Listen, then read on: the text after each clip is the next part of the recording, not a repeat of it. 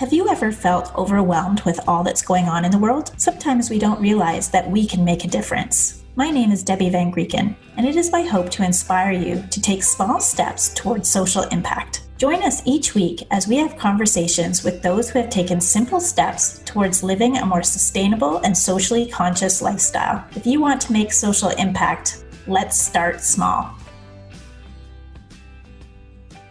The Small Steps podcast is proudly sponsored by Moya Shea Products. As a listener, enjoy 15% off your online purchase. Use code SMALLSTEPS15 at checkout. At Moya, we believe in people helping people. Supporting the local and global communities that help our organization succeed is very important to us. We apply a fair trade framework when purchasing raw materials, supporting farmers and families. Thinking global and acting local, Moya works with organizations to better the lives of children through education and fair trade. Are you looking for the best moisturizer for beautiful, healthy, glowing skin? Our Shea products are superb moisturizers and have exceptional healing properties for those suffering from skin issues. Check out these products and our wellness line at moyasheabutter.com.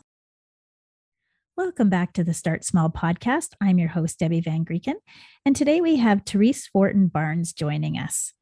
Therese is a household toxins health specialist and head guru at the Green Living Gurus.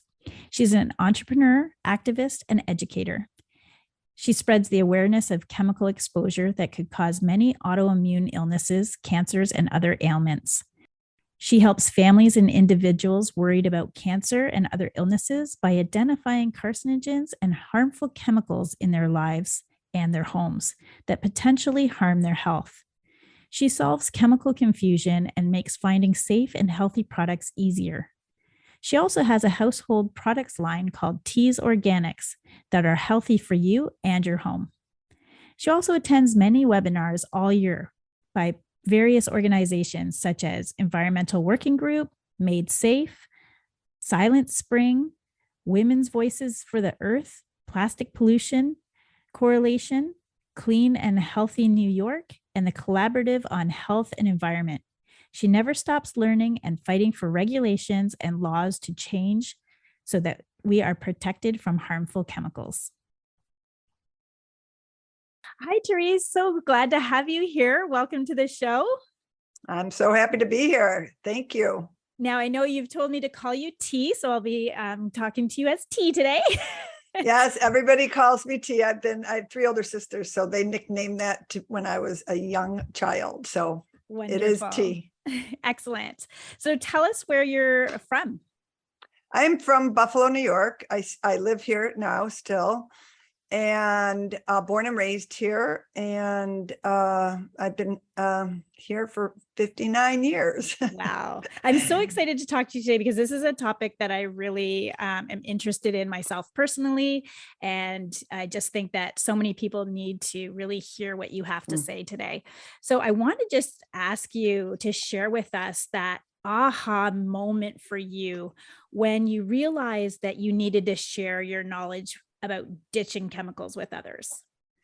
Well, I have to really go back about 50 years, but I won't talk that long. I don't want to scare you by that story, but it really goes back to my upbringing. And my mother was extremely healthy, all organic food in the 1960s and 70s, raising us, going to farmers markets. She was shopping at this tiny little co-op called the Lexington Co-op that's still here in Buffalo that we still shop at.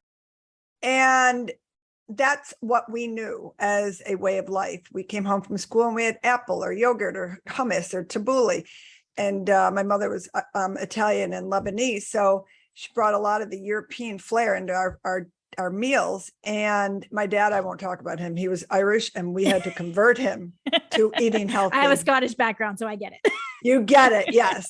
So, but then growing up, it started being that I was teased a little bit and maybe mocked here and there because we were so odd and we were going to Burger King and McDonald's and pizza and junk food. And I'd get my special meal from my mother at school.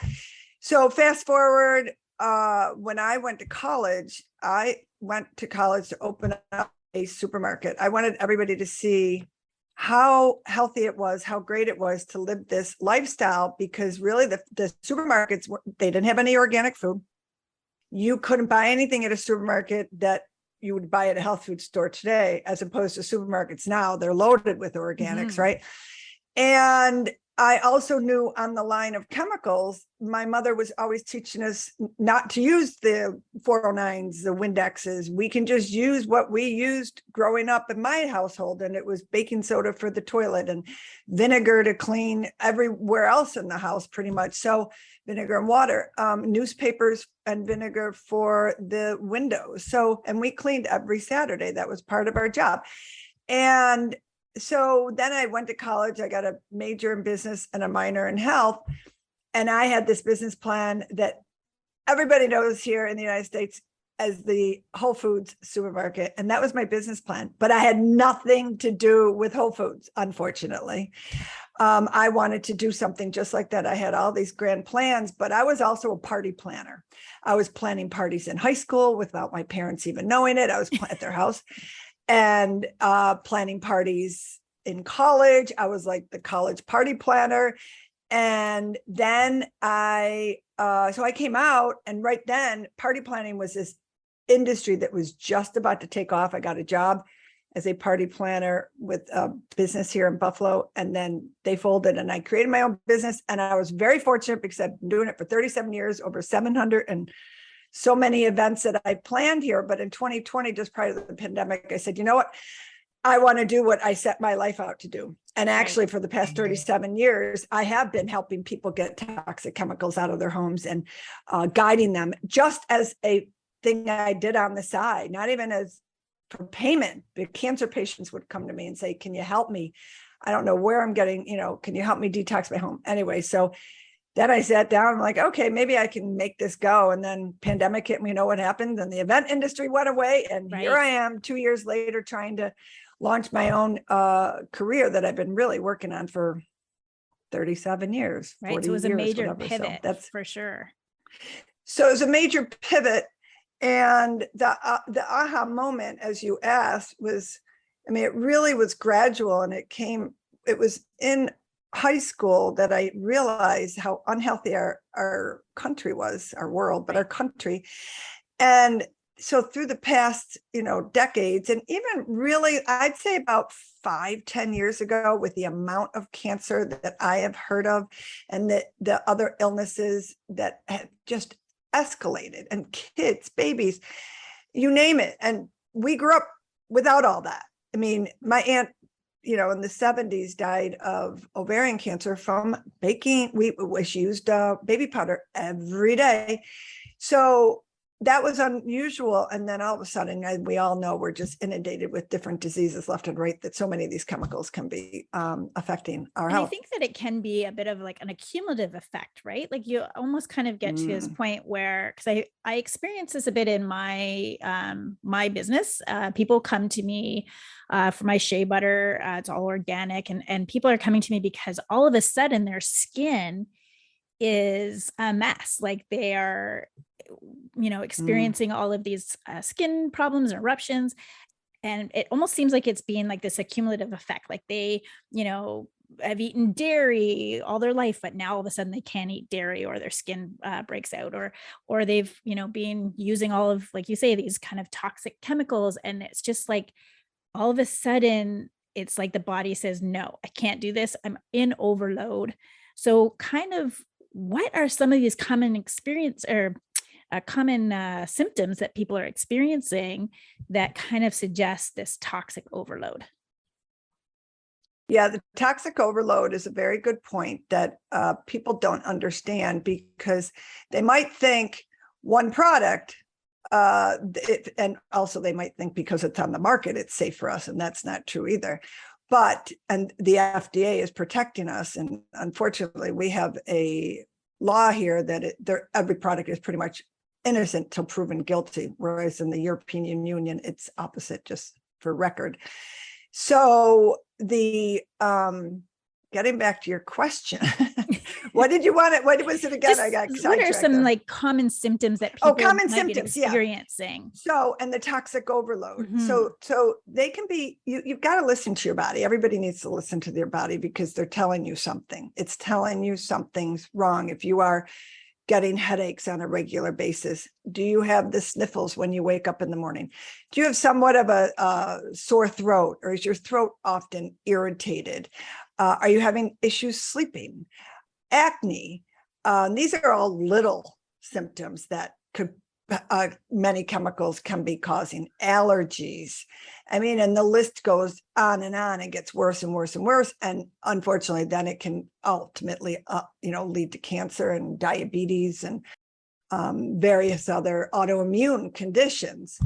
And so those little things, just a sore throat. I've helped people that, oh yeah, I wake up every morning with a sore throat. Well, let's talk about what air you're breathing in your home, and let's see what is potentially causing your throat to, you wake up in the morning and, is it the laundry soap that you're sleeping in and you're breathing in?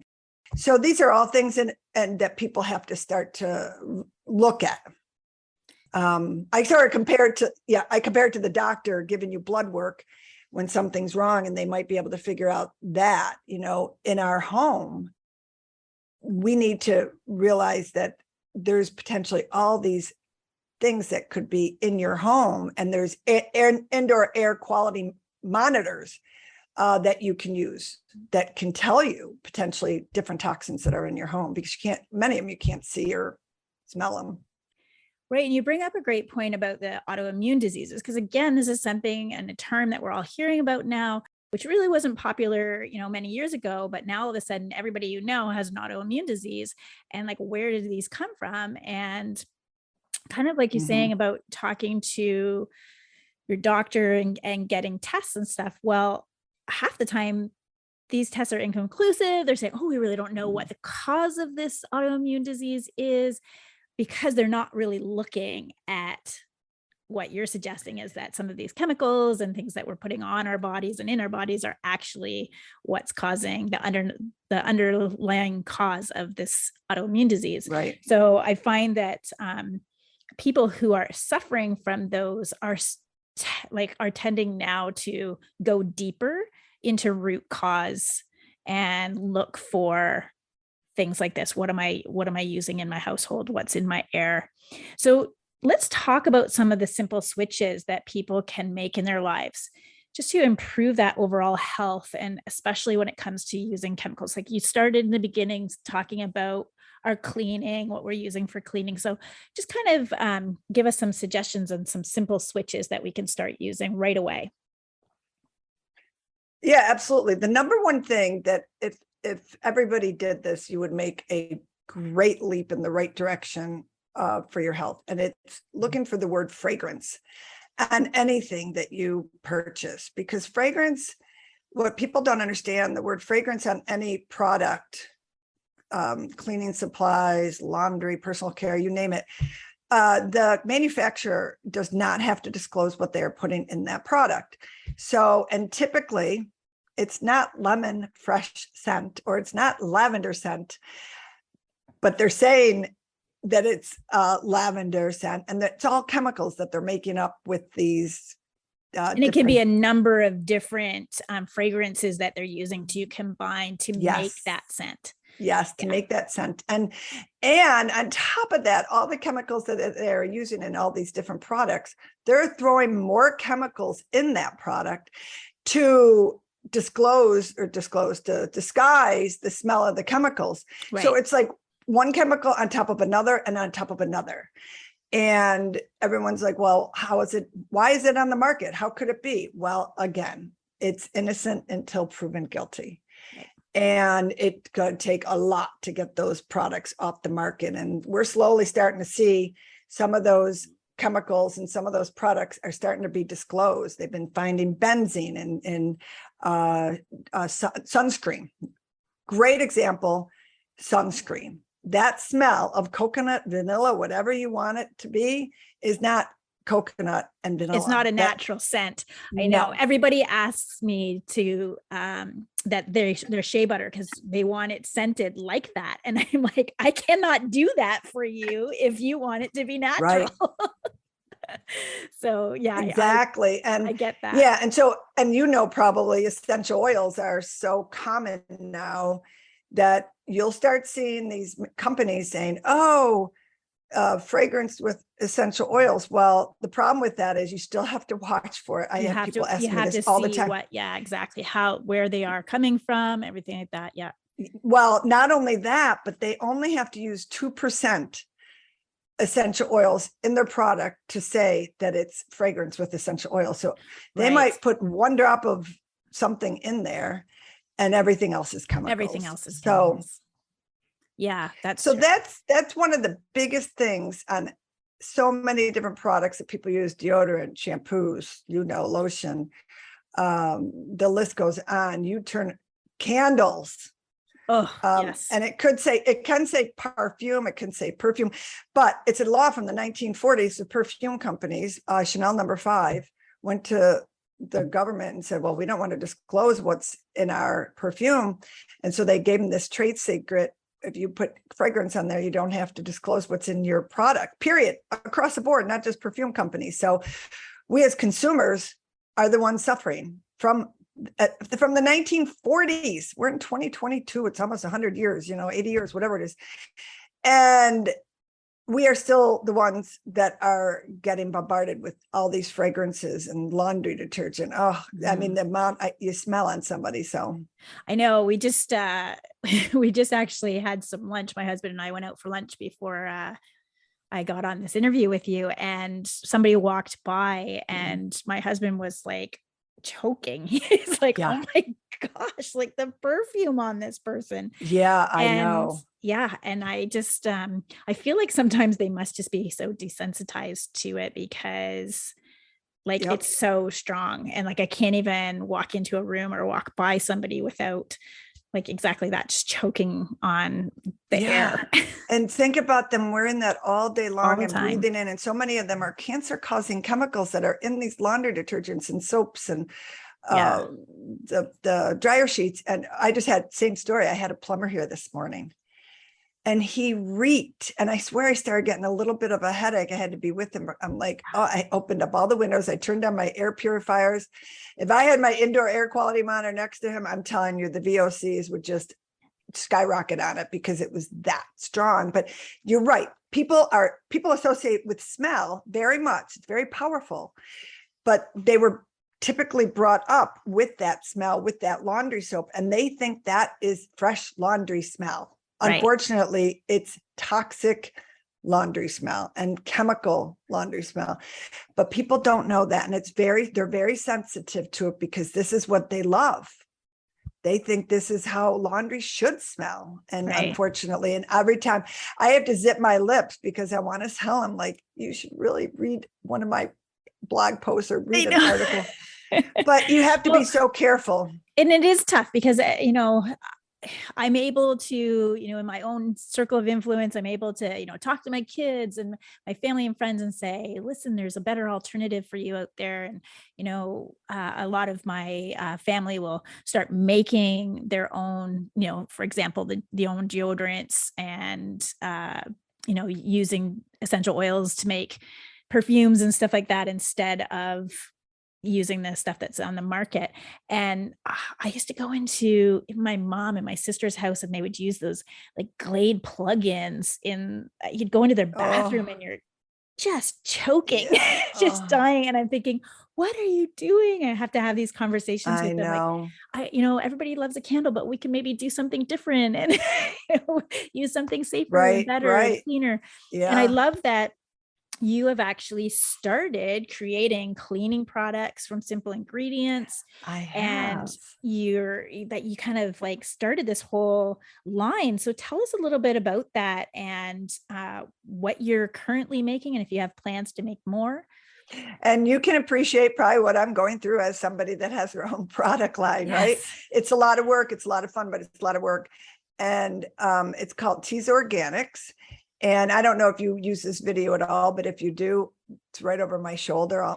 We're going to have everything in the show notes with all your links. So you can, perfect. We'll link you right to your sites. Yeah. So I was making an all-purpose cleaner for friends and family, very much just purified water, organic vinegar, and 7 different essential oils. And they kept coming back like, we can't clean with anything else. You've got to make us more. I was turning into like this person making, product for everybody. And it wasn't really what I wanted to do. And then somebody said, why don't you have it mass produced? And so I started that process about a year and a half ago, and it's been mass produced here in Buffalo.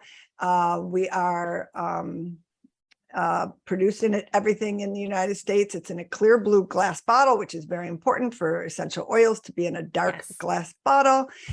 And it's recyclable. And I have actually a refillable bottle that you can purchase too, so you never get rid of your bottle. And so that's we're still in sort of the launch mode, because we just pretty much started selling, I'd say like late November. We got ready for the Christmas season. And now we're still trying to develop the whole line, because we have a lot of different things that we want to come out with. So it's exciting. I love it. Everyone tells me it smells so good. They spray it sometimes just to spray it because they love it so much. It's got a lot of clove and cinnamon in it. So it's a lot of antibacterial properties, antiviral properties. So, and it helps boost your immune system at the same time. That's wonderful. And so do you have plans for creating some more products down the line then, or are you sticking with the cleaning? Well, cleaning's number one, but I want to work on a couple different cleaning. People are asking for laundry or wood cleaner. Okay. And then somebody wants me to do a window cleaner too.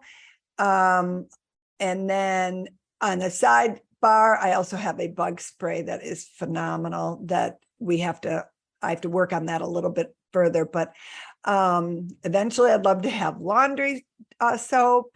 That would be my long-term goal, and a whole line of everything you use to clean your house with, so you don't have any chemicals coming in to clean your house or your clothes. That's amazing. And I know that you offer some services to help people kind of ditch the chemicals in their life. So explain to us what services you have and how people can reach out and access those services.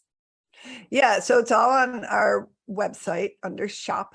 And right now I'm doing one-on-one consulting services. So guiding people on a road to slowly detoxing their home as much as possible. And then they would also be a member of our group on Facebook that we meet regularly.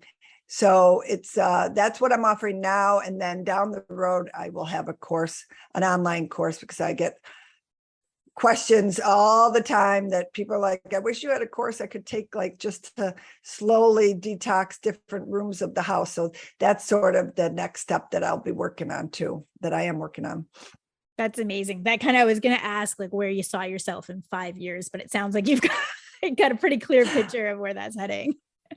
I summarized that pretty good. Yeah. And I also have a podcast as well. And I started that in 2020. I don't know where I was. I think I'm at 110 episodes. That I absolutely love. I was so scared to start it. It's frightening to start a podcast. You don't know where to start, and that was the people that I am meeting all over the world. I've been interviewing people, and people that are really trying to make a difference like you are, and it's takes all of us together. And I feel like we're bonding together. So many people that want everybody to realize that there's so many great alternatives out there, that you don't have to be buying that stuff on the shelf that millions of dollars is going to Monsanto, or millions of dollars is going to Johnson & Johnson and these companies and conglomerates that are owned by massive companies in Europe, and they just want cheap products on the market. They don't care about us as consumers. So that's my focus with the podcast, is to get as many people to realize there's so many different alternative products out there. There's so many people that are talented, knowledgeable in this world, in this space that we are all in, yelling and screaming like, pay attention, because too many people are getting sick. Too many people are, as I said before, are suffering, and too many kids are going through so many issues with their health growing up. And what we didn't touch on, which as much as I do, are endocrine disruptors. Right, exactly. So many of these women and men, endocrine disruptors, I can't rule our them out. fertility rates are so low. Exactly. And the phthalates in these products, it's a list of chemicals in these products that are causing women and men's endocrine systems to just cause great problems in their bodies. And they're saying that if we don't fix this pretty soon, we're going to have a major problem with the birth rate absolutely. in the United States. Actually, my best friend, Sarah, is a fertility coach because she actually experienced infertility, 20 odd years ago, and had her children through donor eggs, and then discovered that it was actually a food insensitivities that caused her infertility. And then, there's links to those food sensitivities to lifestyle and what you're eating, and again, the toxins in your environment. So one of the first things she does is have people really do some cleanses of getting rid of the toxins in your home, in your skincare. She looks at food, so getting rid of the gluten, getting rid of the dairy, and those are kind of those first foundational steps before moving into the program that she does. And it's really sad to say she's in, like, her business is booming right now because there is such a decrease in fertility. So I'm grateful that there are people like her who are able to help people get pregnant naturally instead of, this reliance on the IVF system, which is so expensive and can be so not always as successful. So if anybody's listening and is experiencing that themselves, I will put a link in the show notes for Sarah. Her business is Fab Fertile. She has a podcast. Love that. That's a great name. Yeah, she has a podcast with over 500,000 downloads as well. So it's a great space to learn more about that. But, I want to bring it back to sustainability a bit. And that's kind of my jam right now. Is a lot of people get really overwhelmed, and we're all about taking small steps and, starting small and still having impact and making a difference. So I just want to ask you some of the things you do, because, we've touched on a lot of this stuff, especially the way you were raised. What are some of the things that you are doing to make, your lifestyle a little bit more sustainable? And what things can you recommend others to try as well? Well, I think the biggest thing that I do and I try to concentrate on is using as little plastic as possible and seeing what the choices are when for everybody. What, instead of buying water bottles, and if you have a water filtration system, buy glass water bottles, fill them up with your water, your good water. That's what we do at our house. Storage containers, get rid of your plastic storage containers for numerous reasons. But glass storage containers, they're great. They are so much better for storing your food. Reusable or refillable, and reusable for that matter. So one area, toothpaste. I got rid of buying toothpaste. The tubes. Yes. Yeah, there's a huge crisis with the amount of toothpaste tubes that are out there and what's ending up in the oceans. So now I have a refillable, it's called Bite. They're little bite size. You bite them and get them foaming in your mouth, and then you brush your teeth. So there's less chemicals in them because it doesn't have to come out as gel. We actually did an interview with a company here in Canada that has the exact same thing, and they're called Change. So people can check out that podcast that we did with the founders of Change, and it's a great alternative to the toothpaste for sure. And so people in the States can check out that brand as well that you mentioned. But we also have a sustainable brand here in Canada. I don't know that one, so I'm looking forward to looking at that. I love looking at different companies that are doing sustainable things like that. Mascara, signed up for, and she was on my podcast too, and I can't think of the name of it. It's all, but you send it in and then they refill it with new mascara. So you're not throwing away mascara tubes. Oh, wonderful. Yeah. Well, they'll send it to you and then they take it and clean it and disinfect it and reuse it. It's a stainless steel mascara, so little things like that slowly I'm trying to eliminate. Try not to use so many paper towels. We have reusable paper towels. We have biodegradable garbage bags that will degrade, in the landfills. We also are subscribed to a service that comes twice a week to pick up all of our cuttings from our vegetables and coffee grind for the compost that they make. So those are a little bit more advanced. Some people, it takes you a while, but really it's the plastic. Look at your recycle bin and start to look and see, how can I reduce what's unnecessary here that we don't need plastic in our lives so much.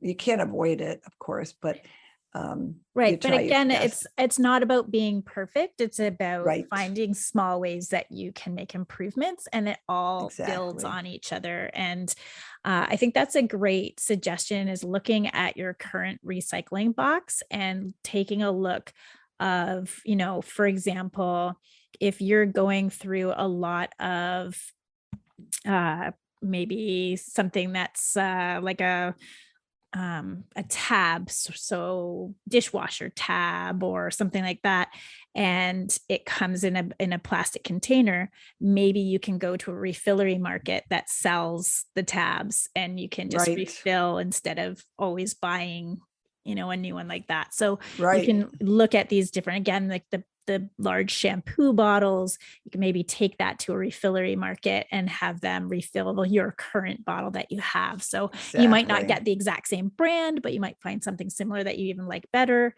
And there's lots of refillery markets popping up.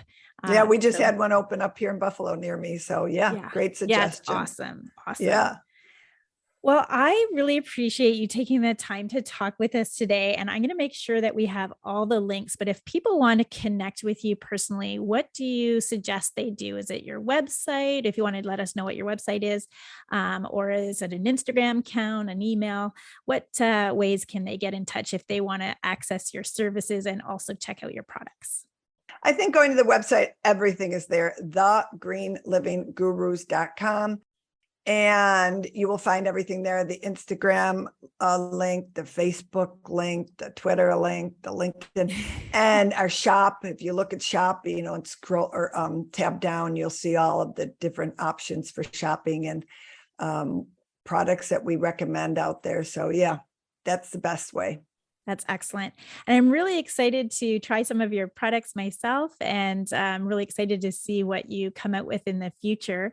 And I'm really excited and happy for you. And I'm wishing you all the best, because this is a big change. Like you said, you've, just started this and starting it during a really challenging time during this pandemic. And I know personally the challenges of a small business, especially when you are looking at manufacturing and stuff like that with products, packaging costs, even though we're both in the sustainable packaging actually is more expensive because it's sustainable, which doesn't make sense, but it actually is more expensive for us.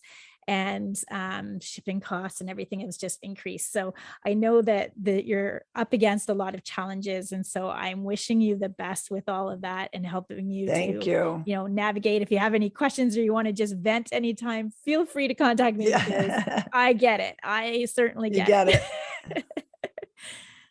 It's fun, but it's a challenge, and I'm looking forward to seeing the outcome. It's definitely rewarding. So again, I just wish you all the best. And thanks so much for your time. You're welcome. Thank you for listening to Start Small. I hope you enjoyed today's episode and found a small step you can take today. Make sure you share it with a friend. And if you have not done so yet, make sure you hit the subscribe button. And if you are enjoying this podcast, consider taking a moment and leaving us an honest review in your Apple podcasting app, so more people can be inspired to take small steps towards social impact.